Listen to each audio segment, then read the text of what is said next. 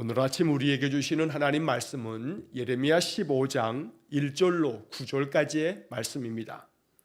예레미야 15장 1절부터 9절까지의 말씀을 봉독하겠습니다. 여호와께서 내게 이르시되 모세와 사무엘이 내 앞에 섰다 할지라도 내 마음은 이 백성을 향할 수 없나니 그들을 내 앞에서 쫓아내 보내라. 그들이 만일 내게 말하기를 우리가 어디로 나아가리요 하거든 너는 그들에게 이르기를 여호와께서 이와 같이 말씀하시니라. 죽을 자는 죽음으로 나아가고 칼을 받을 자는 칼로 나아가고 기근을 당할 자는 기근으로 나아가고 포로될 자는 포로됨으로 나아갈지니라 하셨다 하라. 여호와의 말씀이니라.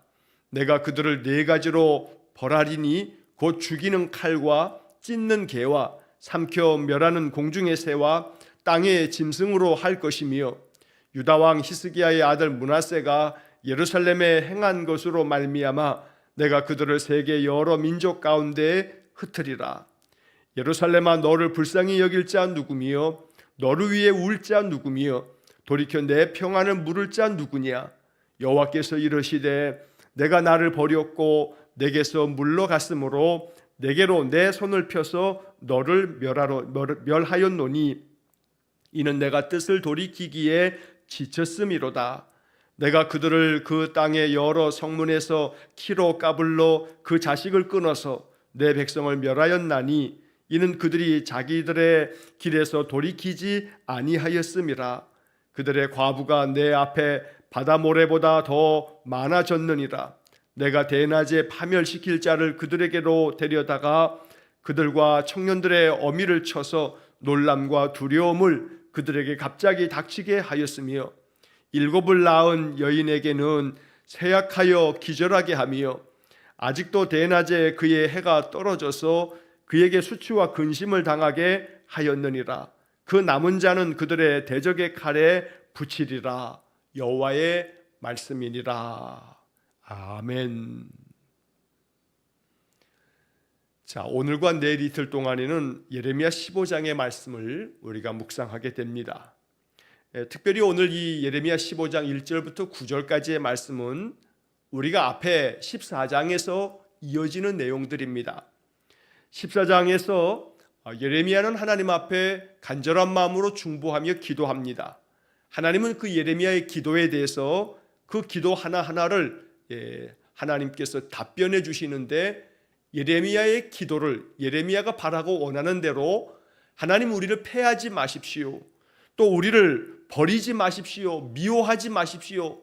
라고 하는 그런 예레미야의 그 간구에 대해서 하나님께서 거절하시는 이 남유다 백성들을 하나님 불쌍히 여기셔서 그들을 미워하지 마시고 패하지 말아달라고 요청했지만 하나님께서는 세 번에 걸쳐서 남유다의 그 심판을 어쩔 수 없이 그들이 심판받을 수밖에 없는 심판이 그들에게 임할 수밖에 없다는 것을 세 번의 답변을 통해서 하나님께서 말씀하십니다. 어제 보았던 말씀에 14장 19절에서 22절까지의 말씀에서 예레미야가 세 번째로 하나님 앞에 간구하면서 우리의 죄악된 모든 것들, 우리 조상들이 지은 모든 죄악을 인정합니다. 우리가 주님께 범죄하였습니다. 이렇게 예레미야가 온 남유다 백성들을 대신하여 하나님 앞에 회개하면서 그러나 주님의 이름을 위해서 우리를 미워하지 말아 주십시오. 주님의 그 영광의 보좌가 욕되게 되지 않겠습니까? 그러니 하나님 우리를 주님께서 패하지 말아 주십시오 라고 이렇게 예레미야가 간절한 마음으로 하나님 앞에 기도했습니다. 우리가 주님을 앙망합니다. 주님만이 우리의 소망이 되십니다 하면서 간절하게 기도했던 겁니다. 그러나 안타깝게도 이 세 번째 예레미야의 간절한 간구에 대해서도 하나님은 아주 단호하게 이 남유다를 어떻게 심판하실 것인가에 대해서 오늘 본문의 말씀을 통해서 또 한 번 말씀하시는 것입니다. 자, 1절 말씀을 보시면 15장 1절 말씀에 여호와께서 내게 이르시되 모세와 사무엘이 내 앞에 섰다 할지라도 내 마음은 이 백성을 향할 수 없나니 그들을 내 앞에서 쫓아내 보내라. 하나님은 아주 완강하게 예레미야의 그 간절한 기도, 미워하지 말아달라, 패하지 말아달라라고 이렇게 요청했지만, 그러나 내 마음은 이 백성을 향할 수가 없다. 이제는 더 이상 이 백성을 내가 바라볼 수 없다는 겁니다. 그러면서 심지어 말씀하시기를 모세와 사무엘이 내 앞에 섰다 할지라도, 이 말씀은 아무리 모세가 내 앞에 와서 중보하며 기도하고 사무엘이 내 앞에 와서 기도한다 할지라도 나는 이 백성을 더 이상 바라보지 않겠다라고 말씀하시는 겁니다. 왜 여기서 모세와 사무엘을 이야기하냐면, 모세는 출애굽기 32장에서 하나님께서 이 이스라엘 백성들이 모세가 40일 동안에 시내산에 올라가서 하나님의 십계명과 계명의 말씀을 받을 때에 밑에 있었던 이스라엘 백성들은 아론에게 강하게 요구해서 우리를 인도할 신을 만들어 달라 요청하면서 아론이 그들에게 모든 귀금속들을, 금부치들을 다 가져오라 해서 그 금부치들을 다 가지고 와서 송아지를 만들어 놓고 이것이 우리를 인도하는 하나님이다 라고 하면서 우상을 만들어 놓은 그러한 일에 대해서 하나님께서 이 이스라엘 백성들을 심판하시겠다고, 멸하시겠다고 하나님 말씀하십니다. 이때 모세가 하나님 앞에 중보 기도하면서 하나님께서 뜻을 돌이키셨다라고 하는 그런 말씀이 나옵니다. 그래서 모세는 이스라엘 백성들을 하나님 앞에서 중보하면서 기도했던 중보 기도자의 대표적인 인물로 꼽는 겁니다. 사무엘도 마찬가지입니다. 사무엘상 12장의 말씀에 보면 사무엘이 이스라엘 백성들을 위해서 하나님 앞에 중보 기도합니다. 그러면서 말할 때에는 내가 기도하기를 쉬는 죄를 결단코 범하지 않겠다, 그러면서 이스라엘 백성들을 위해서 항상 쉬지 않고 중보 기도하겠다는 그런 이야기가 나옵니다.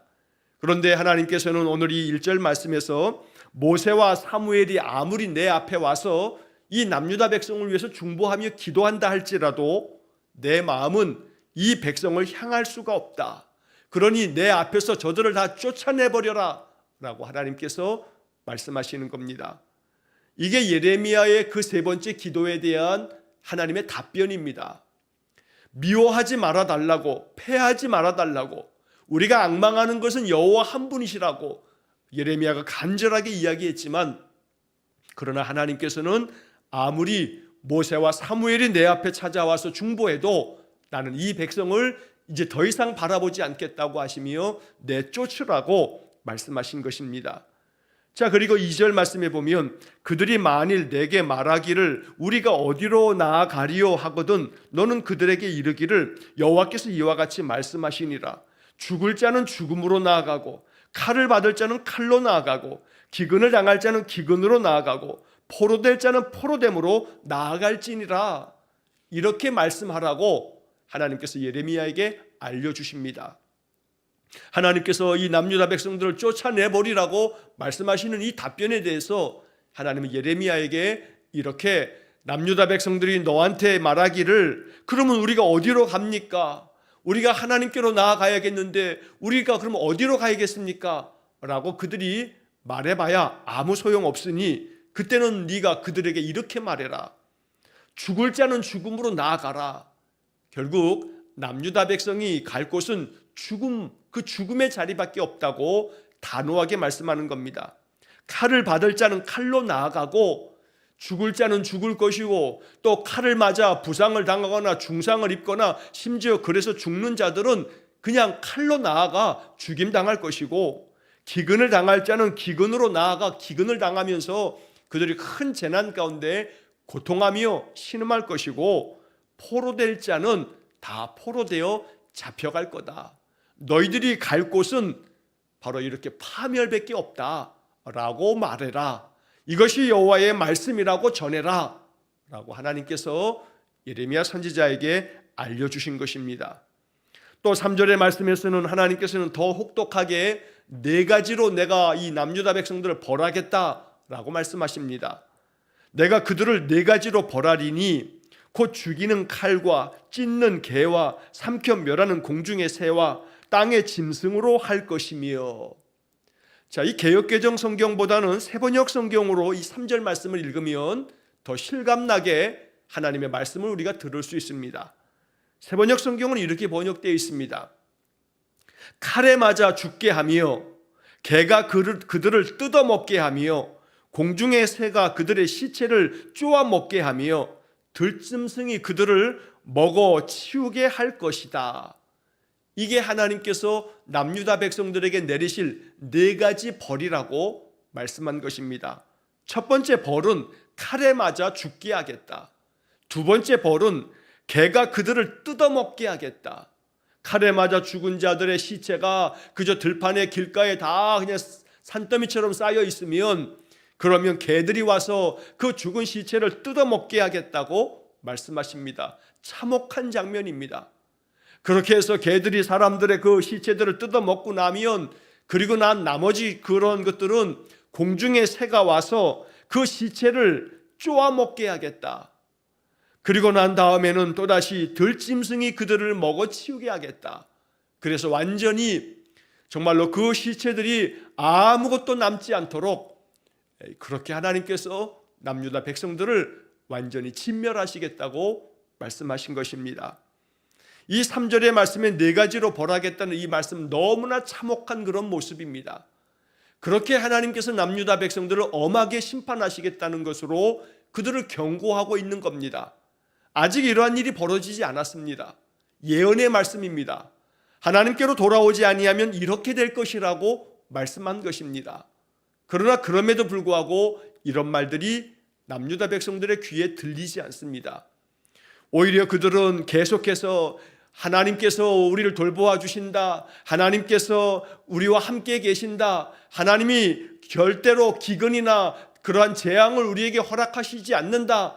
이러면서 그들의 죄악된 우상 숭배나 그들이 행하는 온갖 악행에 대해서는 눈 감은 채로 하나님이 복 주실 거다라고만 이야기하는 거짓 선지자들의 이야기만 들으려고 했지, 그들의 죄악된 것에 대해서 우상 숭배에 대해서 하나님이 얼마나 진노하시며 책망하시는지에 대해서는 그들의 귀를 막았던 겁니다. 그러니 당연히 하나님께서 그러한 죄악된 것에 대해서 이렇게 심판하시겠다 말씀하셔도 이러한 말씀을 들을 리가 없던 겁니다. 오히려 이러한 말씀을 전하고 있는 예레미야를 핍박하고 예레미야를 감옥에 가두고 온갖 만행을 저질렀던 것이 남유다 백성들의 모습이었던 겁니다. 자, 이어서 4절 말씀에 보면 유다 왕 히스기야의 아들 므낫세가 예루살렘에 행한 것으로 말미암아 내가 그들을 세계 여러 민족 가운데 흩으리라. 자, 여기서 하나님께서 남유다 백성들 다 흩어버리겠다고 하셨는데 그 흩어버리는 이유가 므낫세가 예루살렘에 행한 것으로 말미암아라고 말씀합니다. 이 말씀은 므낫세 때문에 너희들이 이렇게 재난을 당하는 거다, 이런 심판을 받는 거다 라고 하는 말씀으로만 보아서는 안 됩니다. 이것은 므낫세 왕으로부터 시작되어진 그 죄악된 참상들을 남유다 백성들이 고치지 아니하고 하나님께서 기회를 여러 차례 주시지만 그들은 그 기회를 다 걷어차고 오히려 하나님을 떠나가는 그런 악을 행했던 겁니다.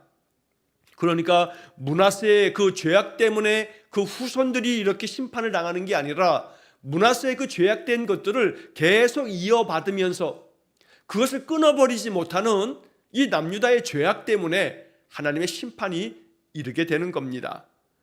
자, 일전에도 몇 차례 우리가 살펴보았던 것처럼 므낫세 왕은 남유다의 그 역사 가운데 20명의 왕이 있었는데 그 20명의 왕 가운데 13번째 왕이 바로 히스기야 왕이고 그리고 14번째 왕이 므낫세 왕입니다. 이 므낫세의 아버지가 히스기야인데 히스기야는 남유다에서 굉장히 아주 위대한 믿음의 왕이었습니다. 우리가 히스기야 왕에 대한 이야기는 성경에서 많이 읽었기 때문에 그 이야기들을 압니다. 대표적인 이야기는 히스기야가 병들어 죽게 되었을 때 그가 하나님 앞에 간절히 기도함으로써 그의 병을 하나님께서 고치시면서 15년의 생명을 연장시켜 주시는 이야기로 아주 유명한 히스기야의 이야기를 우리가 알고 있습니다. 히스기야는 이 남유다를 29년 동안 통치했습니다. 히스기야 왕 때 이스라엘 이 남유다 백성들은 정말로 믿음 안에서 하나님을 섬기는 그런 백성이 되었습니다. 특히나 히스기야 왕이 다스릴 때 북이스라엘이 아수르에게 멸망당하는 것을 보았던 겁니다.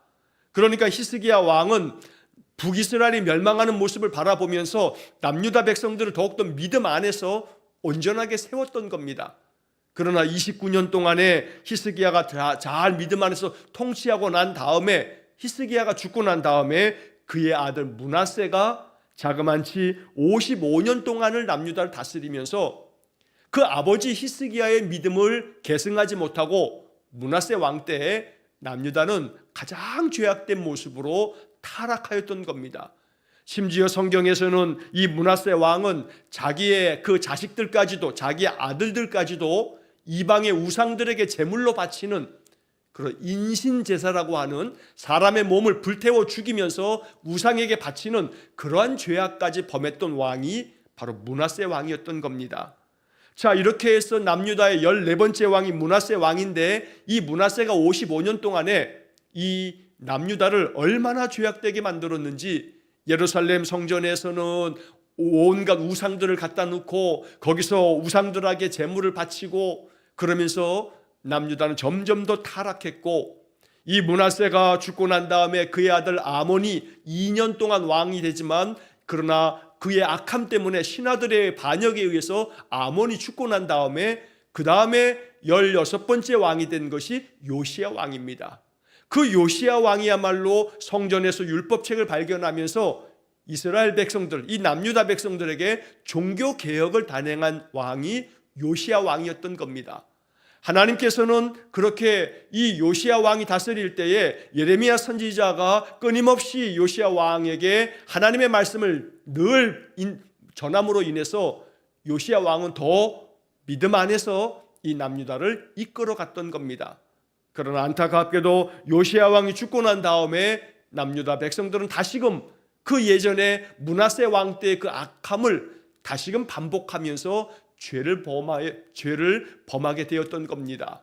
자, 그래서 믿음의 그 조상을 온전히 계승하면 좋지만 그렇지 아니하고 정반대로 악한 자들을 계속해서 따르면서 죄악을 범하였기 때문에 하나님께서는 바로 이렇게 유다 왕 히스기야의 아들 므낫세가 예루살렘에 행한 것으로 말미암아 너희들이 그 악한 것들을 계속해서 이어받고 있으니, 그래서 결국은 너희들이 세계 여러 민족 가운데 다 흩어져 버리고 말 거다. 내가 다 너희들을 다 흩어버리겠다라고 말씀하신 것입니다. 결국 여러 민족 가운데 흩어진다는 것은 이 남유다 백성들이 포로로 잡혀가는 것을 말씀하고 있는 것입니다. 자, 그리고 이어서 그 다음에 말씀에 5절 말씀에 보면 예루살렘아 너를 불쌍히 여길 자 누구며 너를 위해 울 자 누구며 돌이켜 내 평안을 물을 자 누구냐. 하나님께서 남유다 백성들에게 너희들을 구원해 줄 자가 누가 있겠냐. 결국 너희들을 불쌍히 여길 자도 없고 너희들을 위해서 울 자도 없고 너희들에게 평안을 구할 자도 아무도 없다. 너희들은 결국은 여호와의 그 진노하심 아래 망하고 말 것이다. 너희들이 그토록 섬겼던 우상도, 너희들이 그토록 대단하게 여겼던 그 어떤 것도 너희들을 건져내지 못할 것이다 라고 하나님께서는 아주 매우 단호하게 예레미야에게 이렇게 말씀하고 계시는 겁니다. 예레미야는 이 말씀을 남유다 백성들에게 전하는 것입니다. 6절의 말씀에 보면 여호와께서 이르시되 내가 나를 버렸고 내게서 물러갔으므로 내게로 내 손을 펴서 너를 멸하였노니 이는 내가 뜻을 돌이키기에 지쳤음이로다. 이게 하나님의 마음입니다. 하나님의 안타까운 마음이 이 6절의 말씀 속에 잘 담겨져 있습니다. 하나님이 이렇게 심판하시는 이유는 너희들이 나를 버렸기 때문이다. 나에게서 다 물러나 너희들이 다 나를 떠나버렸기 때문이다. 그래서 너희들에게 내 손을 펴서 너희들을 내가 멸할 수밖에 없다라고 말씀합니다. 그리고 또 하나님 말씀하시기를 6절의 마지막 부분에 이는 내가 뜻을 돌이키기에 지쳤음이로다. 이제는 내가 너희들에게 뜻을 돌이켜서 너희들에게 자비를 베푸는 것도 이제는 지쳤다라고 말씀하고 계십니다. 하나님께서는 중보 기도자의 그 기도를 들으시면서 뜻을 돌이키신 적이 많습니다. 남유다 백성들을 향해서도 하나님은 자주 그들에게 끊임없이 말씀하시면서 돌아오기만 하면 하나님 그들을 받아들이시고 용납하셨습니다. 그러나 이제 예레미야에게 말씀하시기를 내가 이제 이 남유다 백성들을 향해서 뜻을 돌이키는 것도 이제는 지쳐버렸다 라고 말씀합니다. 여기서 지쳤음이로다 라고 하는 말씀을 개역성경, 예전에 우리가 읽었던 개역성경에서는 이렇게 번역합니다. 염증이 났음이로다. 내가 뜻을 돌이키기에 염증이 났다라고 예전에 우리가 사용했던 개역성경은 그렇게 번역하고 있습니다. 그러니 하나님께서 남유다 백성들에게 정말로 염증이 날 만큼 이제는 더 이상 남유다에 대해서 하나님의 자비를 베풀 것이 하나도 없는 그런 상태까지 이르렀다고 말씀하고 있는 것입니다. 이 6절의 말씀은 참으로 안타깝기 그지없는 말씀입니다. 남유다의 그 패역함이, 그들의 그 죄악됨이 얼마나 심하였든지 하나님께서 뜻을 돌이키는 것조차 이제는 내가 지쳐버렸다고 말씀할 만큼 하나님의 그 괴로운 마음이 이 6절의 말씀 속에 담겨져 있는 것입니다. 그래서 이제 7절 이하의 말씀에서 하나님이 이렇게 그들을 이제 심판하시겠다고 또다시 경고의 말씀으로 예언하고 계십니다. 7절의 말씀, 내가 그들을 그 땅의 여러 성문에서 키로 까불러 그 자식을 끊어서 내 백성을 멸하였나니 이는 그들이 자기들의 길에서 돌이키지 아니하였음이라.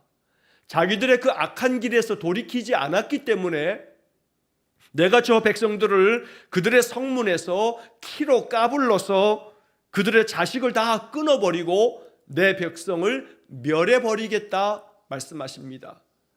자, 여기서 키로 까불러라고 하는 말이 나옵니다. 성경에서 키는 하나님의 심판의 도구로 비유적인 표현으로 사용되곤 합니다. 마태복음 3장 12절의 말씀에서도 예수님께서도 키질을 해서 키로 이렇게 키질을 함으로써 알곡과 가라지를 가려내시겠다는 말씀을 하십니다. 하나님의 심판을 표현할 때 키질을 하는 것을 말씀하고 있는 겁니다.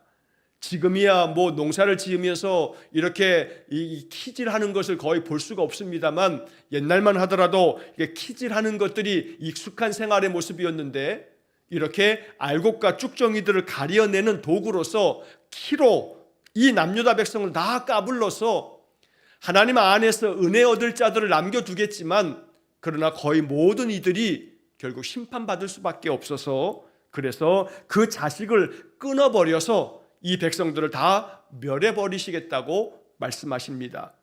또한 이어지는 8절의 말씀에 그들의 과부가 내 앞에 바다 모래보다 더 많아졌느니라. 과부가 많아졌다는 것은 그 남편들이 다 죽임을 당함으로 말미암아 이제 그 아내 된 자도 과부만 남게 됐는데 그들의 숫자가 바다의 모래보다 많게 됐다. 그러니 이스라엘의 모든 성인 남자들을 그 남편들을 하나님이 다 멸하여 죽음을 맞게 하겠다고 말씀하신 것입니다.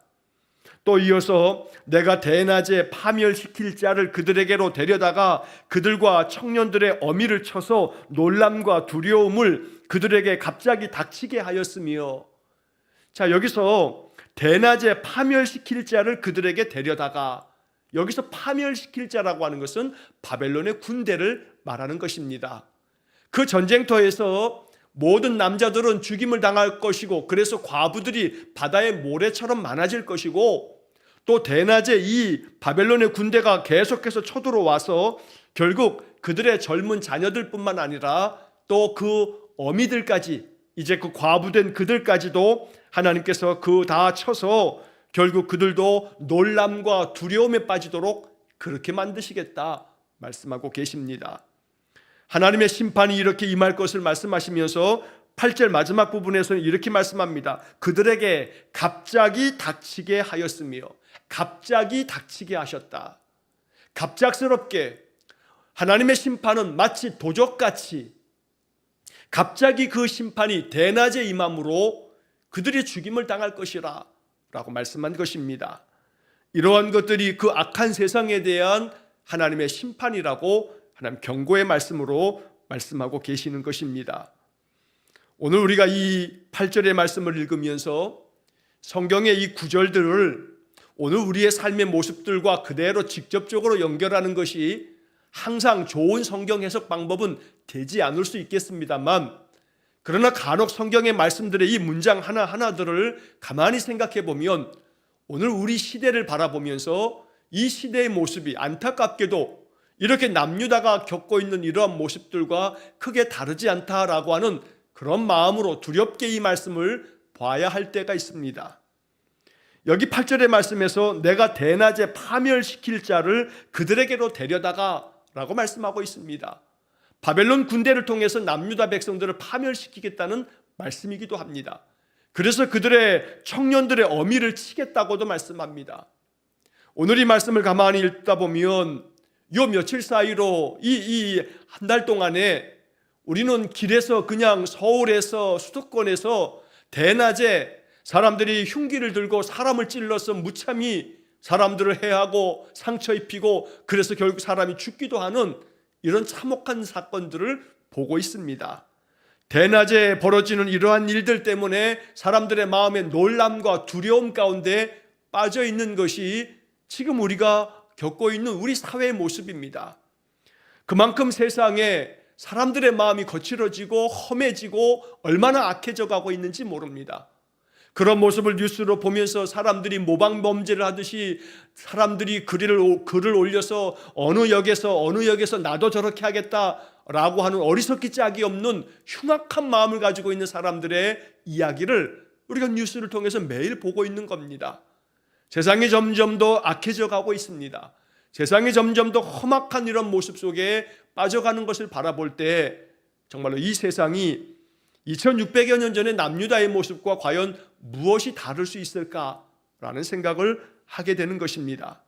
사회의 지도적인 지도력을 발휘해야 될 사람들서부터 그저 무책임하게 언제나 어떤 잘못도 자기들은 잘못한 것이 없는 양, 그러면서 이 세상은 누구도 책임지지 않는 그런 세상이 되어지면서 세상 사람들의 마음은 점점 더 죄악된 마음에 그 마음을 빼앗겨 버리고 악한 것을 악한 것으로 구분하지 못하는, 그래서 죄악된 것을 멈출 줄 알고 이것이 죄악된 것임을 알아서 그것을 다 금할 줄 아는 윤리도 도덕도 사람들의 있는 마음의 양심도 다 무너져 내리는 그런 시대를 우리가 지금 바라보고 있다는 것입니다.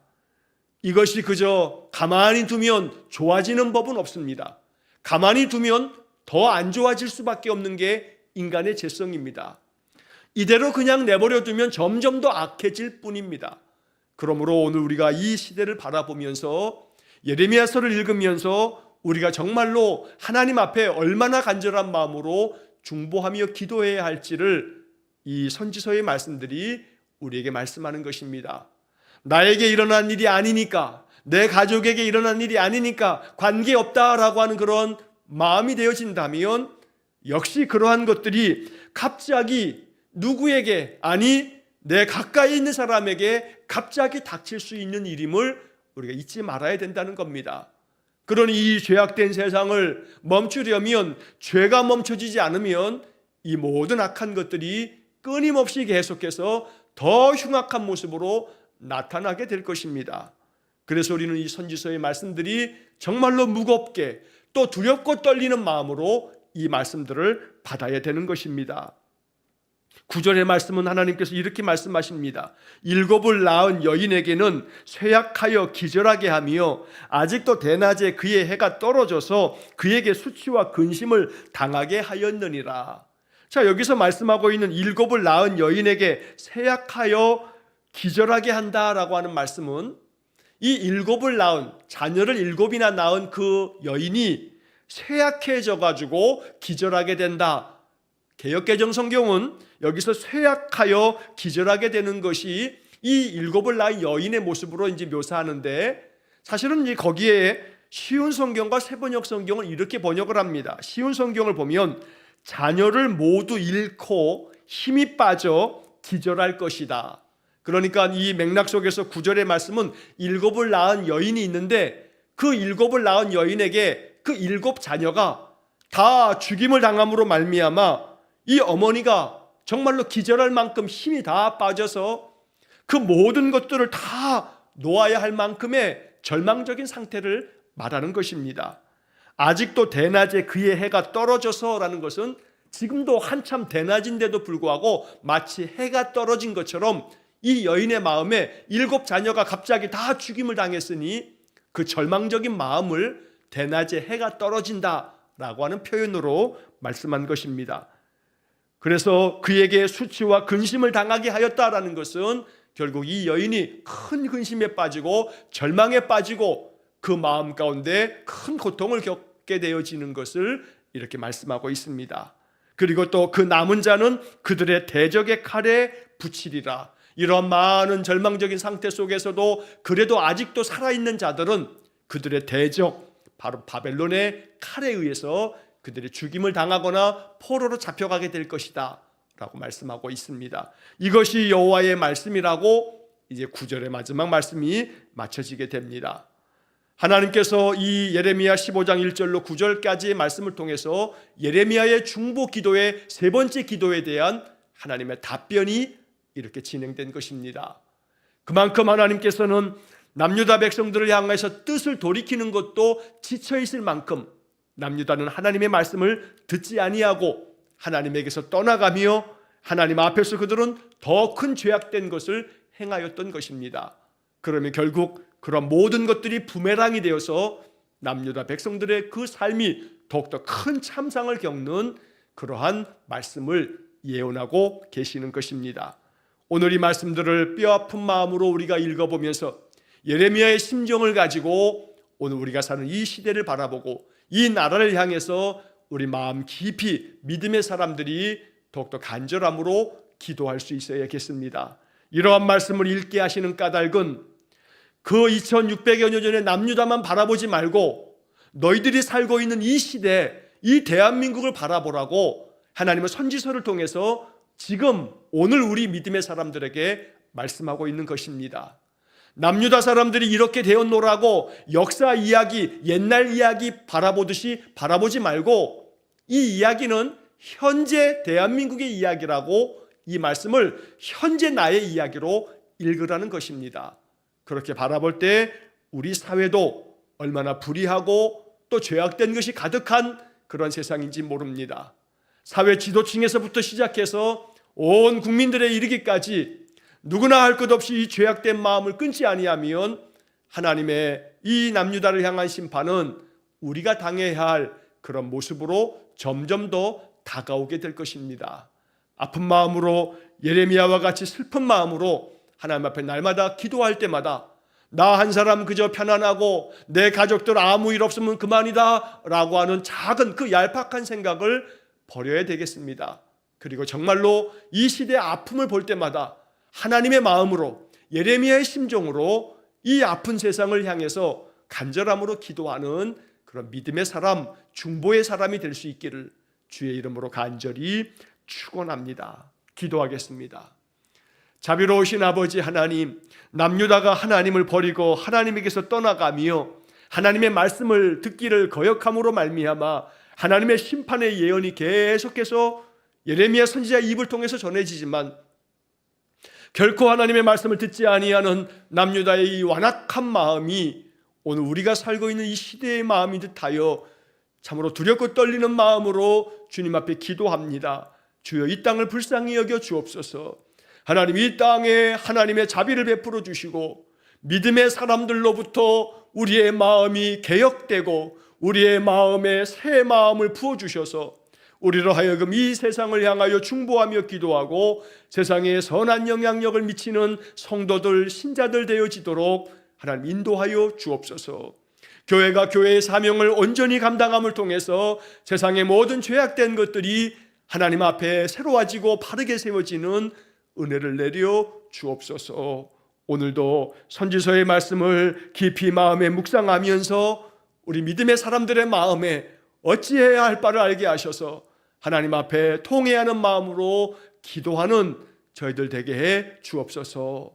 한날의 모든 삶을 또한 주님께 의탁하오며 예수님 이름으로 기도하옵나이다.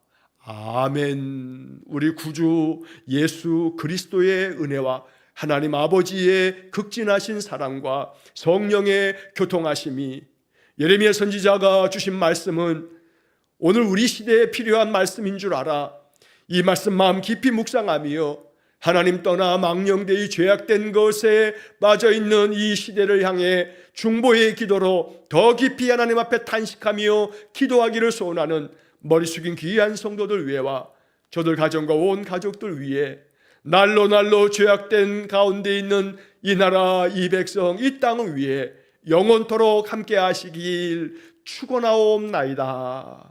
아멘.